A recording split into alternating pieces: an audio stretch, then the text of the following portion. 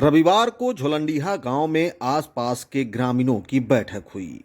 बैठक में ग्रामीणों ने 13 जून को टंडवा अंचल की ओर से झोलंडीहा में कराए गए आम सभा को फर्जी बताते हुए सीसीएल प्रबंधन और टंडवा अंचल के खिलाफ जमकर नारेबाजी की।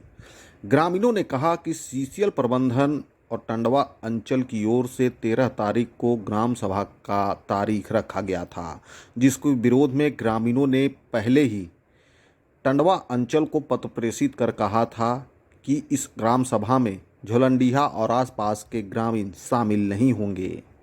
इसके बावजूद भी टंडवा अंचल और सीसीएल प्रबंधन के द्वारा वैसे लोग जो इस ग्राम सभा में नहीं आते उनके साथ बैठकर फर्जी तरीके से एनओसी लिया है, जिसका लगातार विरोध किया जाएगा।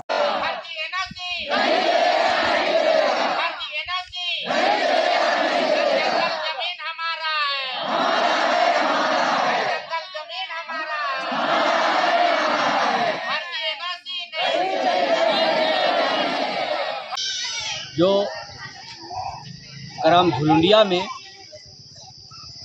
13 तारीख को अंचल अधिकारी द्वारा एनओसी के लिए पत्र दिया गया था, उस दिन झुलुंडिया ग्राम सभा के ग्राम सभाओं ने सीओ को पत्र दिया कि भाई 13 तारीख को एफआरए एनओसी के लिए हम लोग कोई नहीं बैठेंगे, एफआरए एनओसी नहीं होगा कहकर चिट्ठी दिया गया। फिर भी अंचल अधिकारी सीसीएल के अधिकारी आकर जो ग्राम सभा को छोड़कर जो ऐसे और लोग रहते हैं झुलुंडिया गांव में जो ग्राम सभा में शामिल नहीं होते हैं, उन लोगों को इस्तेमाल करके फर्जी एनओसी लिखा कर लिया गया है। उसको झुलुंडिया के ग्राम सभा नहीं मानता है, वह ग्राम सभा फर्जी है और फर्जी माना जाएगा। वो बिल्कुल ग्राम सभा द्वारा अनिगल है, उससे हम लोग को कोई